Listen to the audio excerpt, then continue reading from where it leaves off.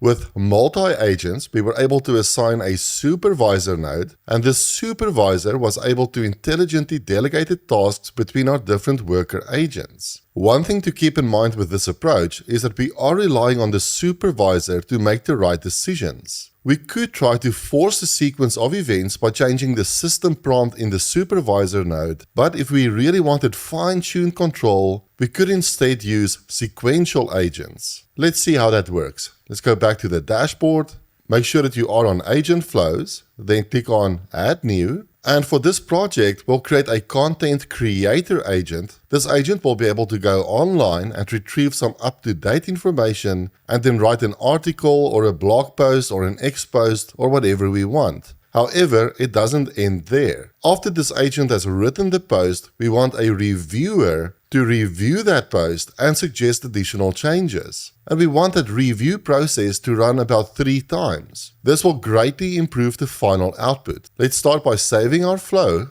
and let's call this Content Creation Team. And let's save this. We can create sequential agents by going to Add Nodes, then we can scroll past multi-agents, and instead we will use the nodes in the Sequential Agents menu. I do want to mention that sequential agents are incredibly powerful, and it's pretty much a topic all by itself. So in this project, we'll pretty much just dip our toes in how sequential agents work. But if you want to learn more about building advanced applications with sequential agents, then definitely check out the dedicated videos that I have on my channel on this topic. Right, so sequential agents require a starting node and an end node. So let's add our start node, and let's also go ahead and add the end node. So let's scroll down to sequential agents and let's add this end node. This all makes sense so far, right? We need to start our flow somehow and end our flow somehow. For the start node, we have to specify a chat model. So let's go to add nodes, let's go to chat models, and I'll add this chat OpenAI node.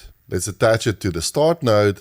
Let's select our credentials. Let's select the model name. I'll use GPT-4o. And I do want this agent to be creative, so I'll just leave the temperature on 0.9. Let's also assign agent memory. As with the previous videos on agents, we can use memory to have a conversation with our agent. This means that after our agent has generated the article, we can give it follow-up instructions to make certain changes to the article. So to assign agent memory, let's simply go to this memory menu and let's select the SQLite agent memory node. And let's attach this to our starting node as well. We can also assign state to this flow. We won't have a look at state in this video, as I do have other videos that cover state in great detail. But all the state node allows us to do is to set certain values. In fact, let's quickly add this state node just to demonstrate this. In the state node, we can set values, and these are effectively global variables that are shared between all the nodes within this flow. So we could, as an example, set something like name, and for the operation, let's select replace, and by default, the name could be an initial value. And during the execution of this flow, we might collect the user's name and then change the value in this global state.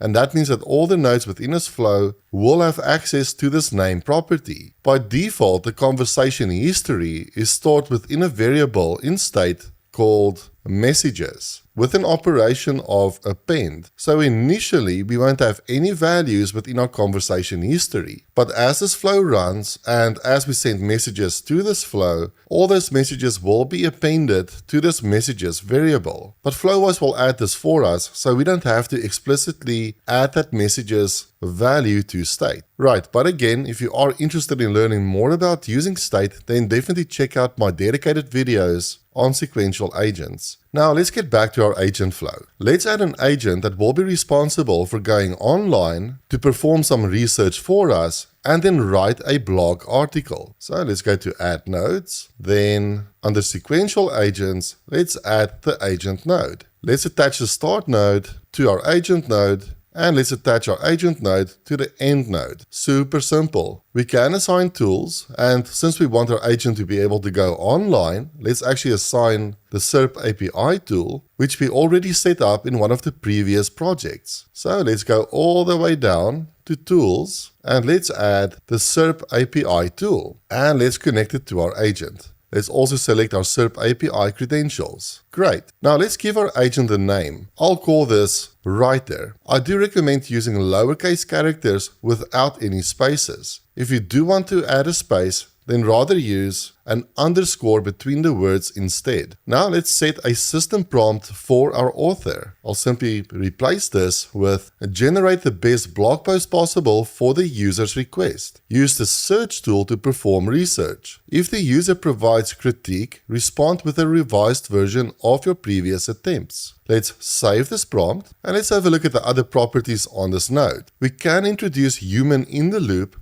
by enabling require approval. This means that before this agent attempts to call a tool, it will first ask you if it's allowed to proceed, and you can then approve or decline that request. If you do enable require approval, you can then click on additional parameters, and then you can change the approval prompt, as well as the text for the buttons that will be displayed to approve or reject the request. But I think this is good enough for now. Let's save this flow, and in the chat window, let's say, write the blog post on OpenAI 03. And after a few seconds, we get our article back. And we can see that the search tool was indeed used. And we get this article back on the OpenAI 03 model, which was recently announced. Because we attached memory to this agent, we are able to ask follow-up questions or make changes to this article. For instance, let's say, place more focus on the negative impact of 03 on the environment and human job security. And our agent should now use the article that it's written and just slightly change it to place the focus on these different aspects. So if we go up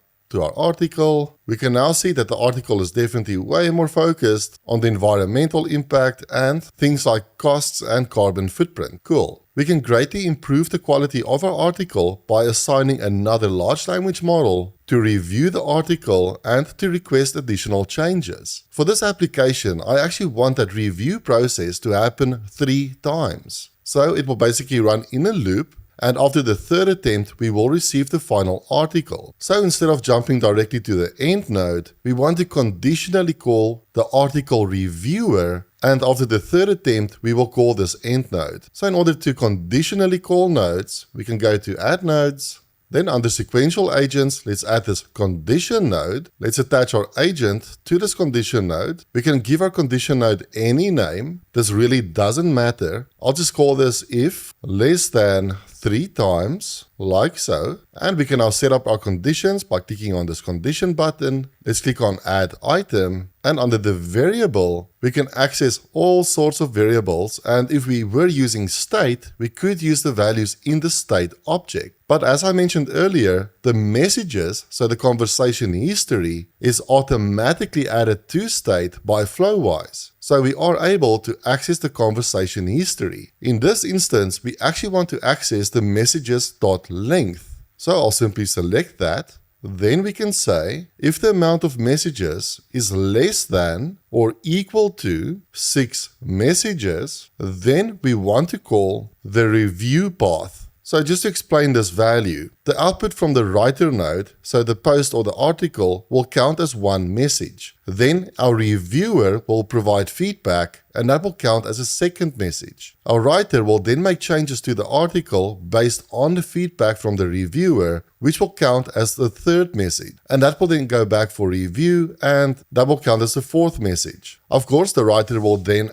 make additional changes, which will be the 5th message, and then our reviewer will perform a final review, counting as a 6th message. Then our writer will make the final changes, and that means we're now on 7 messages, and that will end our flow. Let's save this condition, and now we get this end output. So let's actually attach that to our end node over here. And we also have this review output. So now we can use this to call another agent or a large language model to review this article. Let's go to add nodes. Under Sequential Agents, we could use an agent node, but since we don't have to call tools, we can actually just simply use a large language model. So let's attach this LLM node. Let's attach this review output to our LLM node. Let's give this node a name like reviewer Under additional parameters, we can set a system prompt, which we can set as: you are an editorial reviewer grading a blog post submission. Generate critique and recommendations for the user submission. Provide detailed recommendations including requests for length, depth, style, etc. Let's save this. Let's close this pop-up, and this node will generate a review of the article written by the reviewer. Now we somehow need to loop back to the writer node so that the writer can include all of these changes. So how do we loop back to a different node? That's super easy. Let's go to Add Nodes. Under Sequential Agents, let's add the Loop node. And we can now attach our LLM to the Loop node, and this will ask us which node to loop back to. All we have to do is copy the name of the agent that we want to loop back to and paste it into this field. And I just noticed that I actually made this an uppercase R, and I do recommend using lowercase letters instead. And this should be it. Let's test this flow by saving it. Then in the chat window, let's ask it again. Write an article on the new OpenAI O3 model. And we keep receiving the new articles with the reviews. And this is running in a loop. Alright, execution just completed. And if we scroll up, we can see the initial article from the writer. Then we can see that our condition node was called, which decided to go to the reviewer output. This is the feedback from the reviewer with its recommendations, which then loop back to the writer node, which then made changes to the article based on that feedback. We then called the condition node again. The writer then made additional changes. And for the final time, we called our reviewer again with additional feedback, which then led to this final article being written. And now we get the final output. What's really cool about this is we can see all the tool calls for each of those loop iterations. And in my experience, this final result is way better than the initial output from the model. So as I mentioned, sequential agents are really powerful for building these types of workflows. So definitely check out my other videos on sequential agents, where we build incredibly complex, self-correcting RAG solutions using sequential agents.